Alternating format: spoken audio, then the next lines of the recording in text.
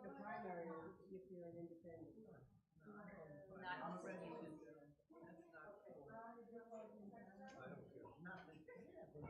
Our primary is in April. I do this, yes. But I have one vest and it's one of those things that I can put my hair this perfect. But then I can buy a new vest. No, I'm like, I can't go anymore. No, I can't go far. Excuse me. Oh.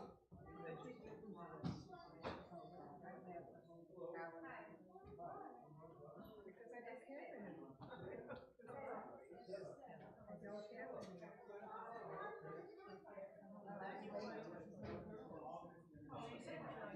Yeah, no, I'm having two pictures. Things that people would do. He's too handy. Huh? You know, I guess it gets clear what we want to do. No. You know what? I'm going to vote for Mickey Mouse. Mickey Mouse. I think Mickey Mouse will make a very good president.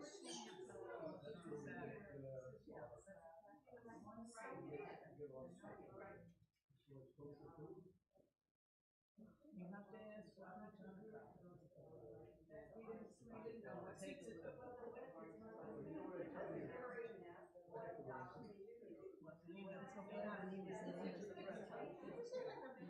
Gas prices have gone up. I'm telling you, prices are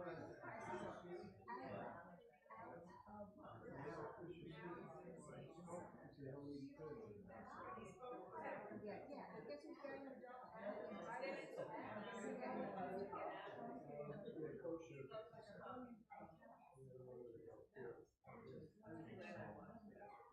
My friend, I have friends, young friends, they But Social Security goes up. I'm getting more money than I've ever gotten. She said, definitely there should be a restaurant. It could be a combination, restaurant, takeout. The parties are not what they used to be when my parents were not. The parties have changed so much. And Rabbi doesn't know. Rabbi doesn't know. Rabbi, where do you go to buy kosher food Out here? Well, I'll say this. King Cullen periodically will have Empire kosher ground meat, and we'll have a Hebrew National salami. Yeah, I was going to say Costco sometimes will surprise you with what it has. But the truth is that the answer today is that you can get a lot of stuff shipped. So like kosher meat, for example, the go-to for us is something called Grow and Behold. It's unfortunately extremely expensive, but it is very good.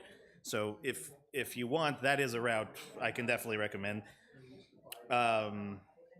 It's possible, you know, there are two supermarkets on the Upper West Side, kosher supermarkets. They may ship things also. It's possible. It's a good question. In terms of actual, you know, kosher meals, hechshered meals out here, I think the only place really are the Chabads. I'm pretty sure. Oh, that hurt. Yeah. Well, you can get a lot of things on Amazon. I don't know. Can't get a pastrami sandwich on Amazon. That, as far as I know, at least at this stage, I'm not sure. It's the next thing coming, I suppose. I love the idea that there's a conversation right now about somebody having a seat at that other. That's really wonderful. I think it's a different time of year you're thinking about. That's for sure. That's great. Okay.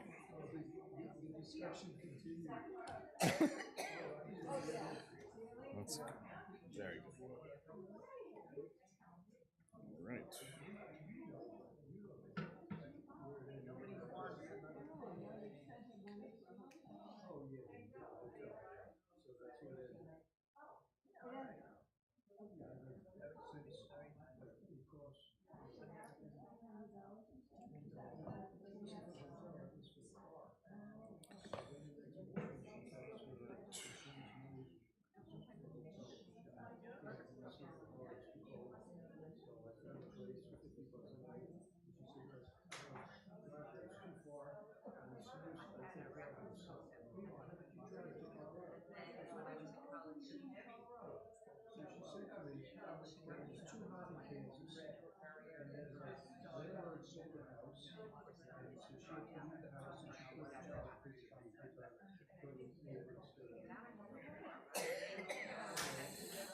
Okay. Shabbat Shalom, everyone. Oh. Boy, I go away for a week. You know, I was expecting a big boisterous Shabbat Shalom. I get back, I'll mumble. We'll try that one more time. Good Shabbos, everyone. Good Shabbat Shalom. Shabbat Shalom. Thank you. I heard it was a wonderful Shabbat, though, and we can give Cantor Kevin a lot of credit. It was terrific. Even better. Terrific. I don't say these things about me, Kevin. I'm start to be jealous, Rabbi. Just not to your face. Yeah, exactly right. All right, so we're going to begin our service on page 120, and we're going to invite Andrea up to light and bless our Shabbat candles. Bring it down in the front row just a little bit. Page 120. Oh, do you want to help? Or I don't know. I'm not much better, as it turns out, than anybody else. Well, the candles have the wax over the wick, so we have to. You're having to melt the wax first.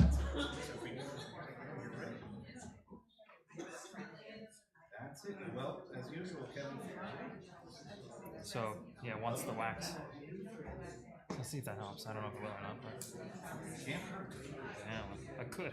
The entire stem falls off. Can you?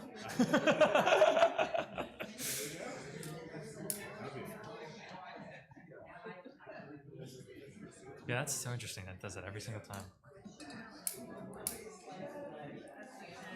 So we'll try that next time to see if we can like kick the wax off. Because you can see the wax like dripping.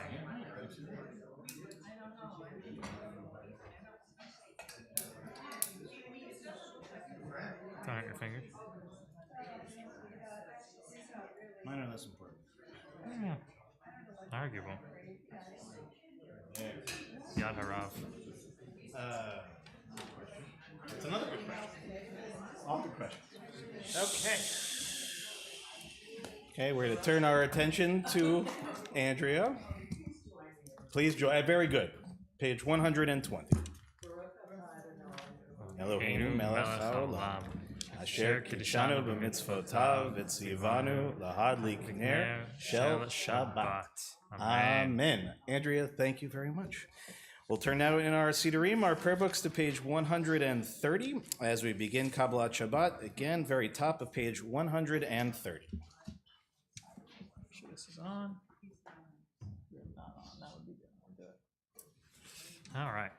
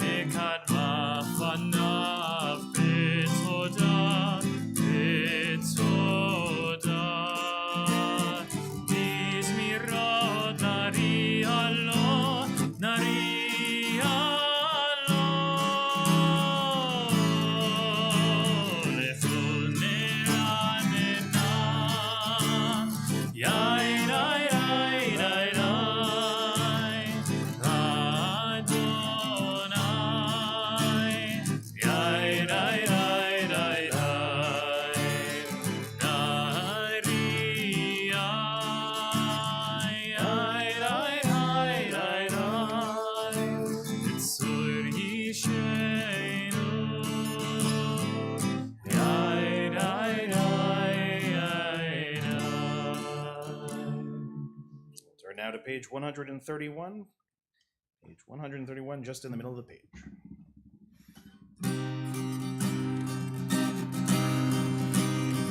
Yismechu Hashamayim, Yismechu Hashamayim, Yismechu Hashamayim, V'tagel haaretz, Yismechu Hashamayim, Yismechu Hashamayim, Yismechu Hashamayim.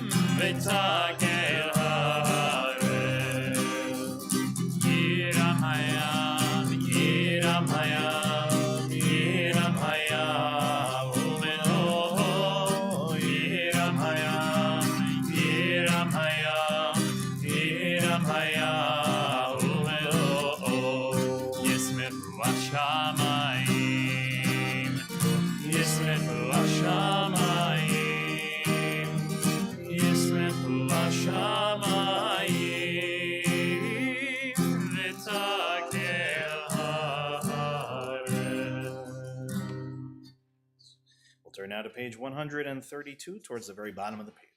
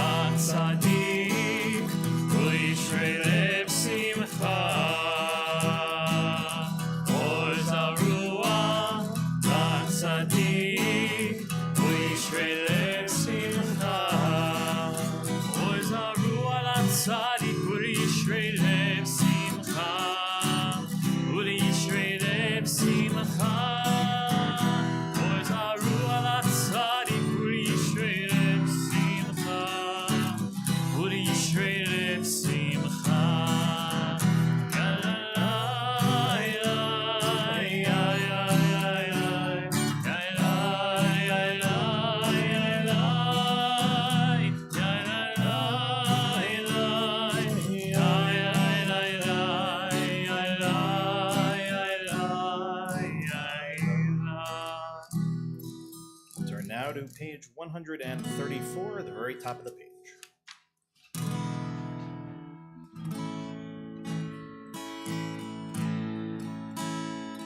Zamru Adonai bechinor, bechinor vekol zimra, bechatzotzrot vekol shofar, ha'arir lifnei hamelech Adonai, yiram hayam lelo,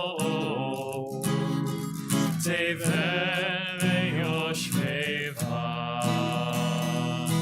neharot imcha uchav yachad, harim yiranenu, lifnei Adonai kiva, lishpot haaretz, lishpot tevel betzedek, ve'amim b'meisharim, yirab hayam lilo, tevel ve'yoshveva, neharot imcha uchav yachad, harim yiranenu. We're now on page 135, Romamu, which is the last Hebrew paragraph, just in the middle of the page. Romemu Adonai Eloheinu ve'ishtachavu le'hakodsho. Romemu Adonai Eloheinu ve'ishtachavu le'hakodsho. Ki kadosh Adonai Eloheinu. Romemu. When I say ki, you say ki. Ki kadosh. Come back, Adonai Eloheinu. Romemu. We'll do it every week. Romemu Adonai Eloheinu ve'ishtachavu le'hakodsho. Romemu Adonai Eloheinu ve'ishtachavu le'hakodsho. Ki kadosh Adonai Eloheinu. Romemu. Still a dog, gonna bring some joy. Ki kadosh Adonai Eloheinu. Romemu. We'll turn now to L'chadodi on page 138, and a reminder for the final paragraph. We'll rise if we are in the room and face towards the door as we walk through. Again, page 138.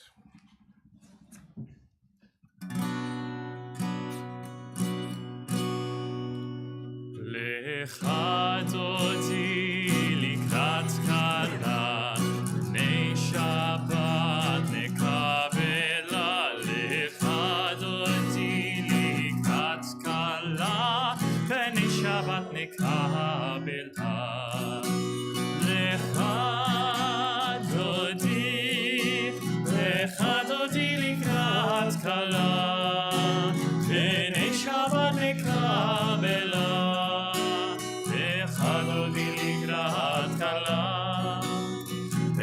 שבת נקבלה, שמור וזכור בדיבור אחד, השמיענו אל המיוחד, אדוני אחד ושמו אחד, לשם ולתפארת ולתהילה.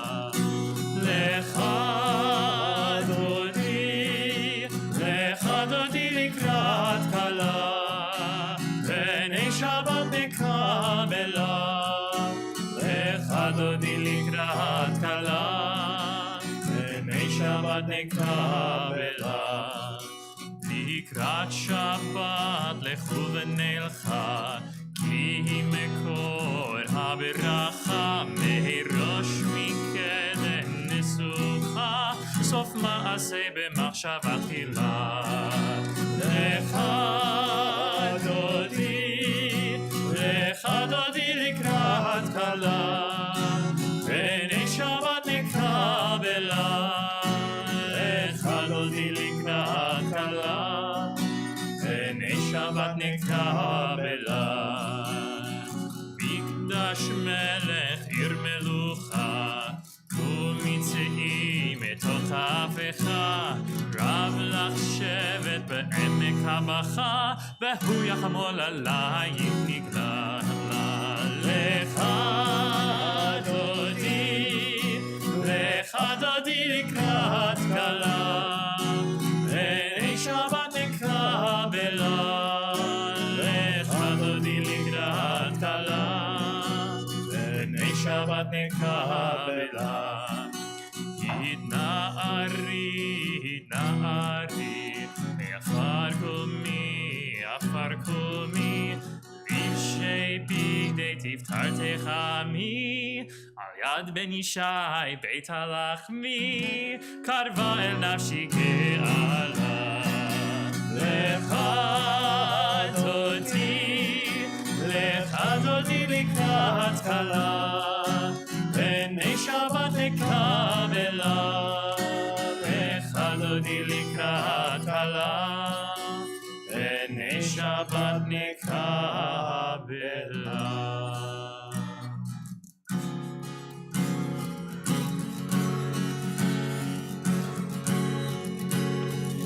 לך דודי לקראת כלה, ידעי בני שבת נקבלה. לך דודי לקראת כלה, ידעי בני שבת נקבלה. התעוררי, כי באורך קומי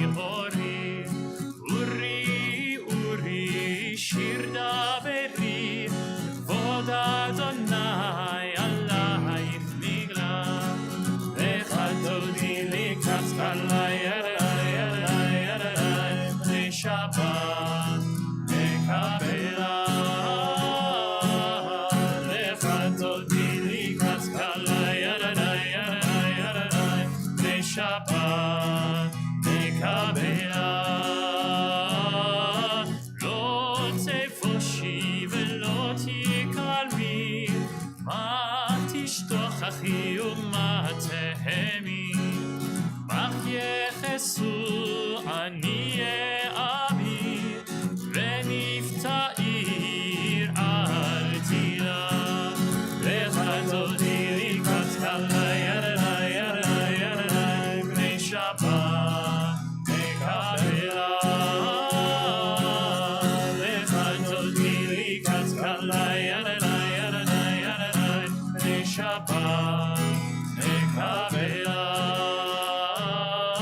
היו למשיסה שוסייך, ורחקו כל מבלייך, יסיס עלייך אלוהייך, כמסוץ חתן על כלה. לך דודי לקראת כלה, בני שבת נקבלה. לך דודי לקראת כלה, בני שבת נקבלה.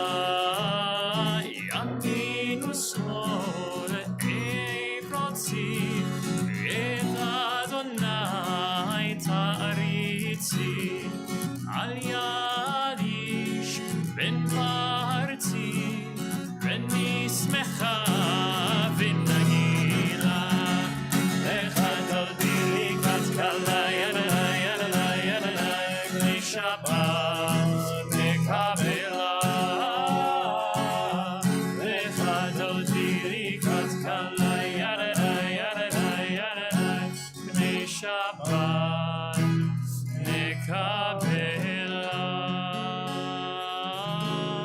בואי בשלום עטרת בעלה גם בשמחה ובצהלה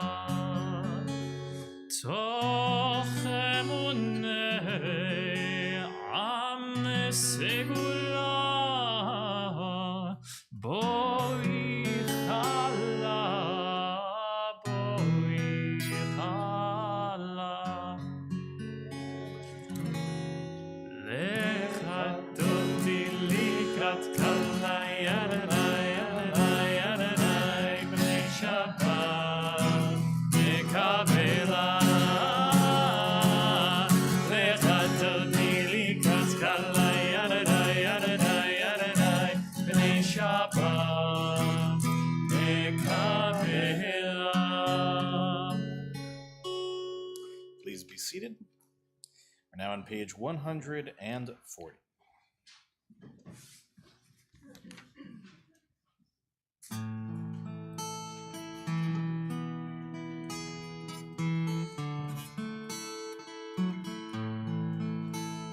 מזמור שיר ליום השבת מזמור שיר ליום השבת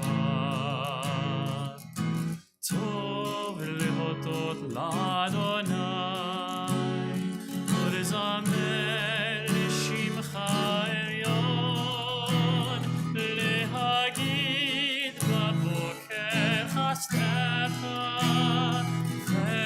ואמונתך בלילות עלי עשר ועלי נבל עלי היגיון וכינור להגיד בבוקר חסדך ואמונתך בלילות עלי עשר ועלי נבל עלי היגיון וכינור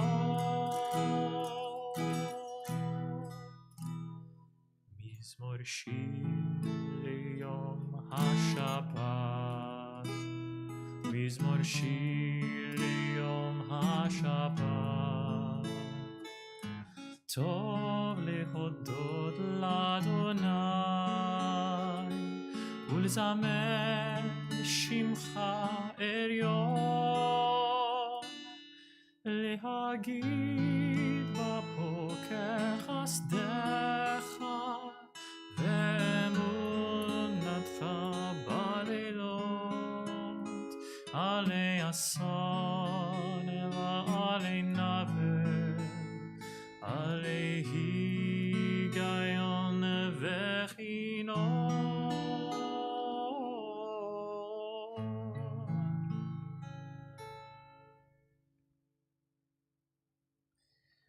Now rise in body or in spirit for the Chatzi Kaddish on page 144, and then remain standing for the Baruch Hu on the next page. Yitkadal ve'yitkadash shemei Rabbah Be'alma divrach chirutei ve'amlich malchutei B'chayechon u'vyomechon u'chayei dechol Beit Yisrael Ba'agala Ba'agala ובזמן קריב ויאמרו אמן. ישמע רבה מברך לעלם לעלמי עלמיה יתברך יתברך וישתבח ויתבר ויתרומם ויתנשא ויתהדר ויתעלה ויתהלל שמי דקודשה בריחו לילה מן כל ברכתה ושירתה Tushbechata benechemata damiran be'alma veimeru. Amen. Baruchu et Adonai HaMevorach. Baruch Adonai HaMevorach le'olam vaed. Baruch Adonai HaMevorach le'olam vaed. Please be seated. We'll turn now to page 148, and we'll read together in English at the very bottom of the page. Blessed are you, Adonai, our God, ruler of the universe, who speaks the evening into being, skillfully opens the gates, thoughtfully alters the time and changes the seasons, and arranges the stars in their heavenly courses according to plan. You are creator of day and night, rolling light away from darkness and darkness from light, transforming day into night and distinguishing one from the other. Adonai Tzvaot is your name. Ever-living God, may you reign continually over us into eternity. Blessed are you, Adonai, who brings on evening. Ma'avir yom u'mevi layla u'mavdil ben yom u'ben layla Adonai Tzvaot Shemo El Chai V'Kayam Tamid Yimloch Aleinu Le'olam Vaed. Baruch atah Adonai Hamari Varavim. We'll turn now to page 150. We'll read together in English at the very bottom of the page. Everlasting love you offered your people Israel by teaching us Torah and mitzvot, laws and precepts. Therefore, Adonai our God, when we lie down and when we rise up, we will meditate on your laws and your commandments. We will rejoice in your Torah forever. Day and night we will reflect on them, for they are our life, and doing them lengthens our days. Never remove your love from us. Praise to you, Adonai, who loves your people Israel. Ki hem chayeinu v'yorech yameinu v'hem nege yomam v'layla ve'ahavatecha al tasir mimenu le'olamim. Baruch atah Adonai ohev amo Yisrael. Shema Yisrael Adonai Eloheinu Adonai Echad. Please join us on page 154.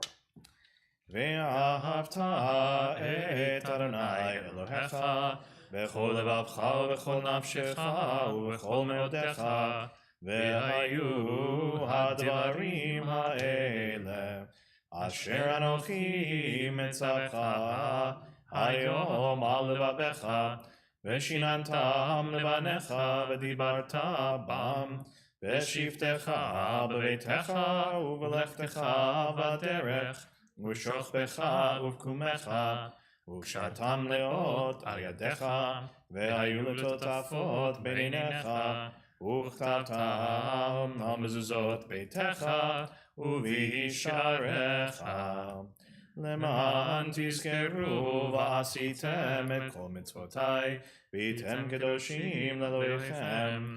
אני אדוני אלוהיכם, אשר הוצאתי אתכם מארץ מצרים, להיות לכם לאלוהים.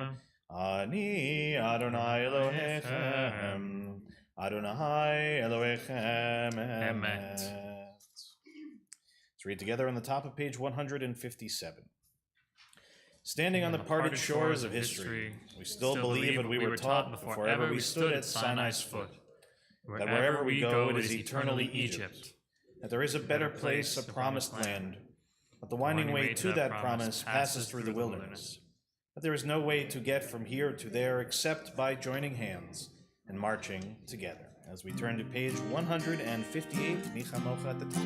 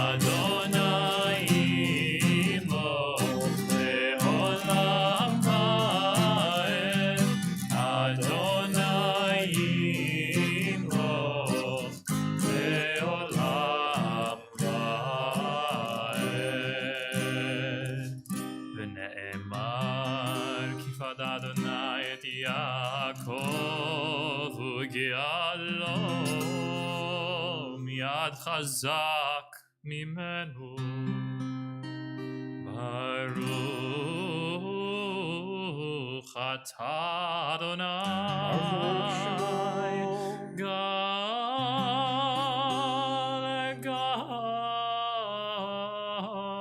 ישראל.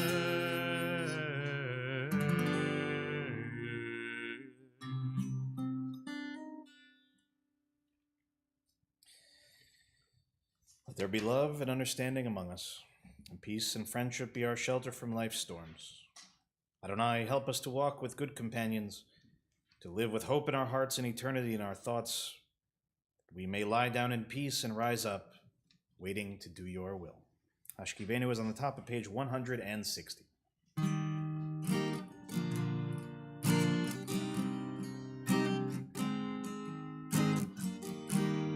Hashkivenu Adonai Eloheinu Lishalom V'hamidenu Shomreinu L'chaim.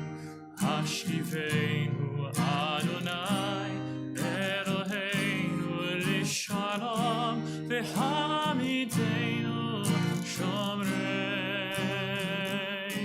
L'chaim.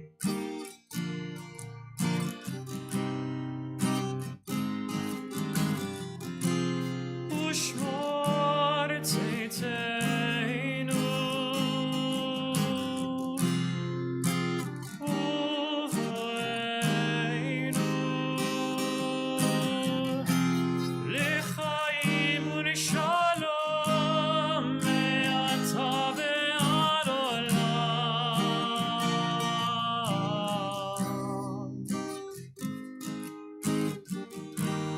Hashkivenu Adonai Eloheinu Lishalom V'hamidenu Shomreinu L'chaim. Blessed are you, Adonai, guardian of Israel, whose shelter of peace is spread over us, over all your people Israel, and over Yerushalayim. We'll turn now to page 162 at the very top of the page.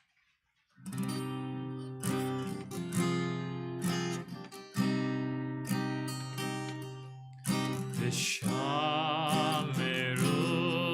b'nei Yisrael et ha-Shabbat לעשות את השבת לדורותם ברית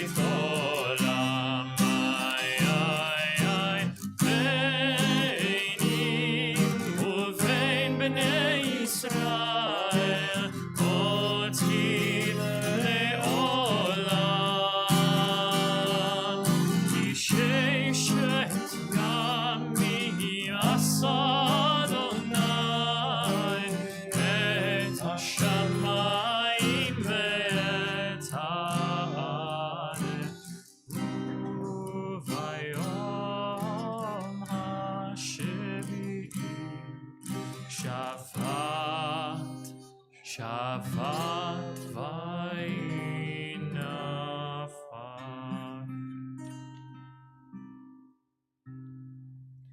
Invite us now to rise in body or in spirit as we begin the Amidah together on page 164. From that point on, we'll continue silently. As always, please go at your own pace. When you're finished, if at the end you're still standing, you may be seated. Adonai sefatai tiftach ufi avi tehilatecha. Adonai, open up my lips that my mouth may declare your praise.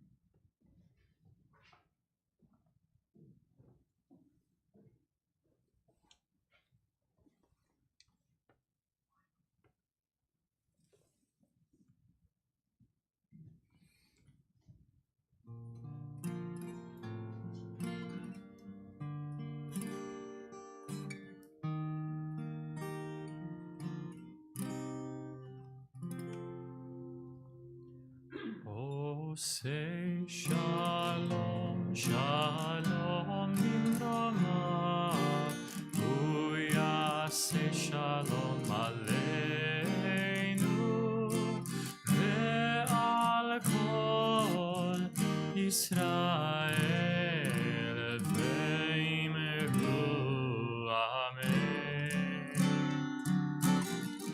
Uyase shalom Aleinu ve'al kol Yisrael. Amen.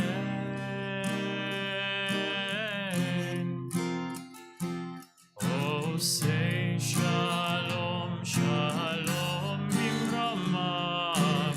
Uyase shalom aleinu ve'al kol Yisrael.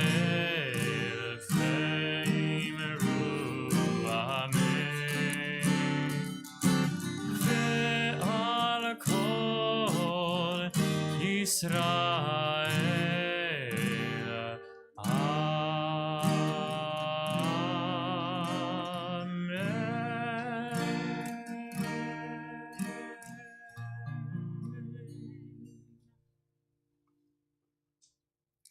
Turn now to page 371 as we prepare to offer our Mishaberach, our healing prayer for this evening. We begin by thinking of those in our community tonight we know are in need of that healing. Sue Wartor, Barbara Goldfarb, Abigail Blum, Kate Sherwood, Betsy Tepper, Allison Luckman, Michael Klinghoffer, Ame and Warren Cass, Rivka Bat Rachel, Lorraine Danis, David Dowling, Sivya Devora Bat Francis, Muriel Hirsch, Michelle Sawicki, Francis Kirschman, Shelley Newmark, Diane Axelrod, Gabriella Spicer, Barbara Kushner, David Kyle Klopman, Kim Birnbaum, Deborah Block-Kroll, Sylvia Orn, Rachel Bat Ora, Josephine Getling, Lisa Levitin, Peretz Ben Shlomo, Yisrael Ben Yitzchak, and Meryl Tardash. In addition to those names that I just read, we'll invite those in the room with us to share additional names if you choose. Just please make sure to raise a hand so I don't miss anyone. And of course, we invite those watching at home to add the names of your loved ones as well. So we'll start on this side of the room and work backwards for anyone.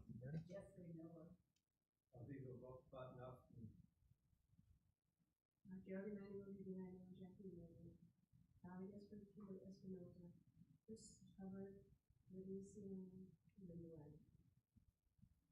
Ian Kleinman, Joy Eisenberg, Brian. Robert Lee.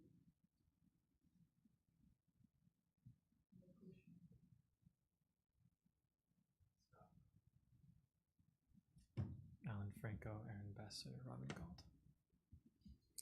We'll join together with Cantor Kevin on page 371, just in the middle of the page.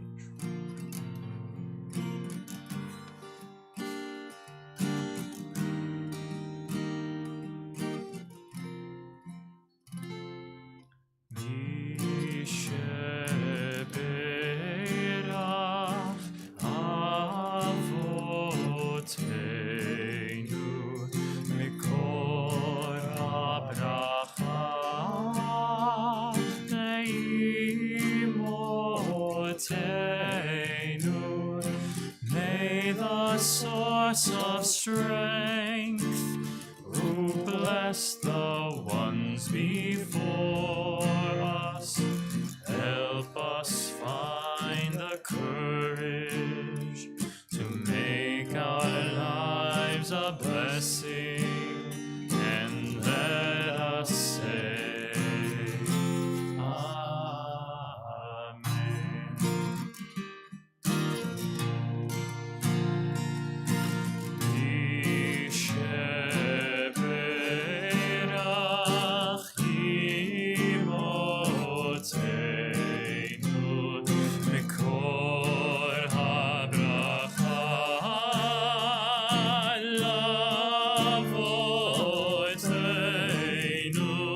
Bless those in need of healing with refuah shlema, the renewal of body, the renewal of spirit, and let us say, Amen.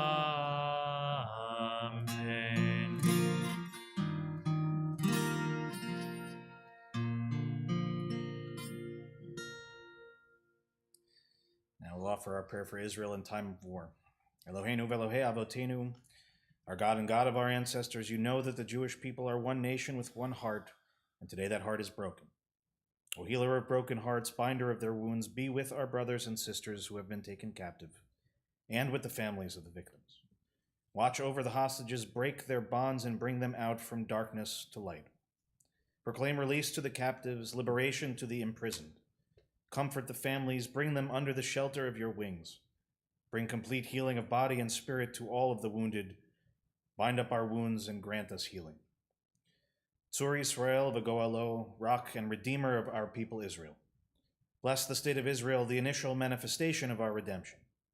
Shield it with your care, spread over it your shelter of peace. Guide its leaders and advisors with your light and your truth. Grace them with your good counsel. Strengthen the hands of those who defend us. Crown their efforts with victory. Bless the land with peace, its inhabitants with lasting joy. Shomer Yisrael, guardian of Israel. Strengthen and bless the defenders of Israel, who stand guard on the land, in the air, and on the sea.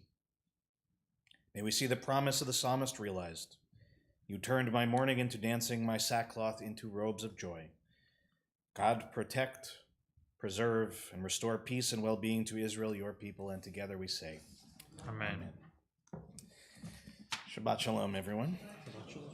So this week, I was sent an article of great interest, and Andy, if I can give you credit for sending it to me, an article that I imagine some of you read, maybe all of you read or heard about, and if not, I suspect that many of you will want to read it at some point in this coming week. The title is a provocative one, and that certainly is intentional. And the title of the article was "The Golden Age of American Jews is Ending." So I'm just curious how many of you maybe saw this article or not. Carl, I would hope our resident journalist would be on top of it. Neil, Ron, I would hope it. Imagine that it's been some source of discussion. So this is an article that was written in The Atlantic, and I suspect, again, if you haven't read it yet or heard from it yet, there's a good chance somebody that you know is going to send it to you. And as you can imagine, right, the title alone tells you not just what the author, and I'll explain what the author is in a second, was thinking, but I think it taps into a certain zeitgeist, right, into a certain feeling that many, maybe all of us, feel, perhaps in varying degrees, or at the very least are posing the question. So this article was written by Franklin Foer. Franklin is part of a quite illustrious family, both parents Holocaust survivors, both brothers also significant writers. Jonathan Safran Foer, usually the one that most people know most directly. He previously was an editor of the New Republic and has been writing for The Atlantic now for some time. Now, I should say that this article, in its entirety, is far too long to break down in an evening like this. And I'd say that it might be one of my first critiques, which is not so much to say of the author, but of anyone that writes an article of that length, which is oftentimes that it is not long enough and too long at the same time. And what it really is, I think, is the beginnings of probably, if I'm guessing, what will eventually become a book. And the reason I say that is because he goes through a number of examples in recent times, certainly since October 7th, in particular focusing at the outset on the realities that are happening in places like Berkeley, for example, not on the college campus, but within the school system around it. And that mimics in various other places in the country in which even children are experiencing a form of direct anti-Semitism, direct confrontation that they've never experienced in their life. And again, this is not unique to that one space. He uses it as an example to say that this is really happening all over the place in a lot of different places. And he goes to some history to explain, again, not just the current realities of anti-Semitism, but their historical realities. And this, again, is probably so much information, one can only cover so much in an article of this nature. But principally, he brings to the fore, I think, not just a statement, but an anxiety, as I said. One in which those of us, and I can speak from my experience, having been born in 1981, I am at the very crux of what he is describing here in some ways as a golden era. Right, the era that I grew up in, the place that I grew up in, New York City, Jews were not just accepted. It felt, again, really what we all envisioned from the beginning, to be so much a part of this world that it felt natural. And those that are part of my Zionism class will know from Wednesday, we were talking about just being able to feel natural in your world for the Jews is a big achievement. Maybe the biggest achievement we've had in the last 2,000 years is just to be able to feel like we are ourselves. And that, of course, has radically changed for many of us, maybe all of us, since October 7th. And in his case, he's writing primarily from the perspective, actually, of covering politics largely from the liberal perspective. And where he's bringing in, I think, what is a lot of the most shocking information, although we know it, is that we were familiar with the sort of extreme right version of anti-Semitism. We knew it was there, but we felt that it was pushed so far to the fringes that it was almost, by definition, the residence of kooks and crazy people and nobody that anybody would take seriously. And of course, in the last few years, we saw that's not as accurate as we thought. And he brings in here from what he would call further left that now presents a similar kind of challenge, right? Something that was not as evident to us in the past is now very much at the fore. And that these two forces pushing from either end is creating the kind of tension that we have not felt in this country as American Jews, certainly in decades. So my first challenge with this article is by the definition of a golden age. And by that I mean there have been various points in human history and various points in Jewish history in which someone many generations later writes back upon it and says this was a golden age. And more often than not, they're not incorrect, because they point to a period of time, speaking of the Jewish people, in which we lived either in a place or a time in which, again, we were able to function as normally as one could function in those days, in which we didn't generally live in fear of persecution, let alone of the kind of persecution that leads to things like the Holocaust. So in most of these cases, right, where somebody later on says this was a golden age, and in those golden ages, certainly things flourished. In our time, for example, in medieval Spain, Some of the most important writing that was ever done, most important thinking that was ever done in Jewish history took place there in a golden age. And it was followed, of course, by the exact opposite, right? By expulsion of the worst kind, by the Inquisition of the worst kind. And so, of course, as a tendency for us is that we start to look back in history and say, well, look, it happened there, right? There was a golden age, and then it fell apart. And there was a golden age, and it fell apart. And so in this case, he's identifying, broadly speaking, from, I'd say, probably post-World War II, 1950s, until, roughly speaking, let's say October 7th, that we were, in effect, living in this golden age.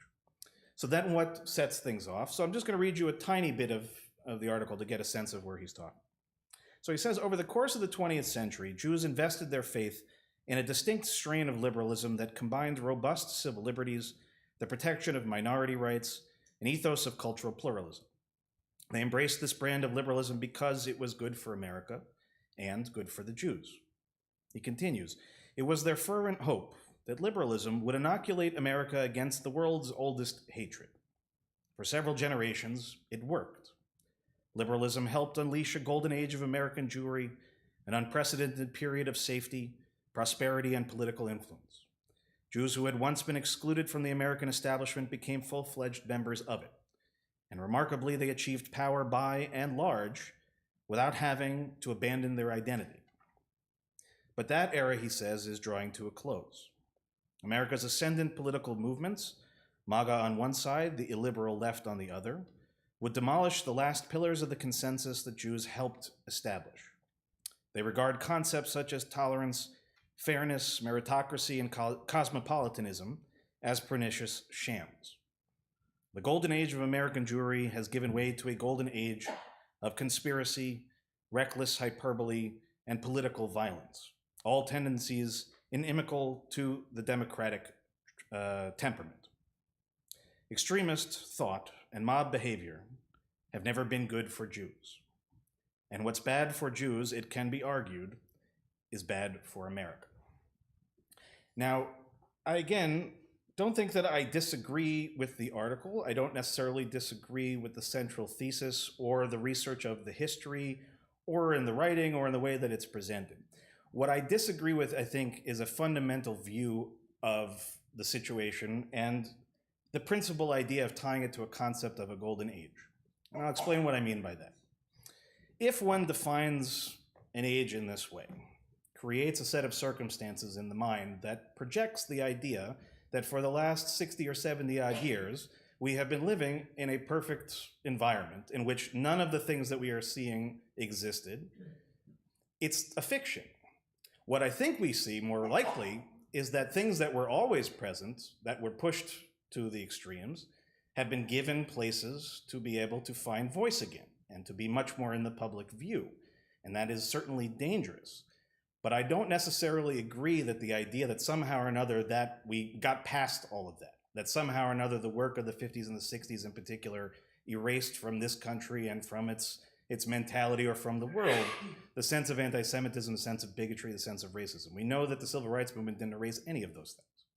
Okay? What it did was it created structures in society, buttresses against that tendency to prevent the worst of the things that are potential.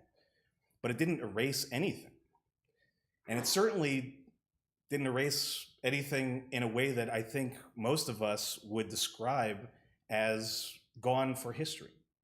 I think most of us understood and probably just wished that that reality wasn't the case. And we moved forward and we did what we've always done, which is we persevered through slights. We persevered through attacks, both in the face and behind closed doors.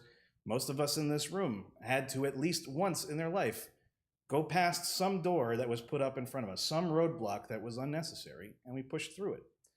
The golden age is not because some circumstance was created for us. The golden age, so to speak, if I accept it at all, is because people worked at it.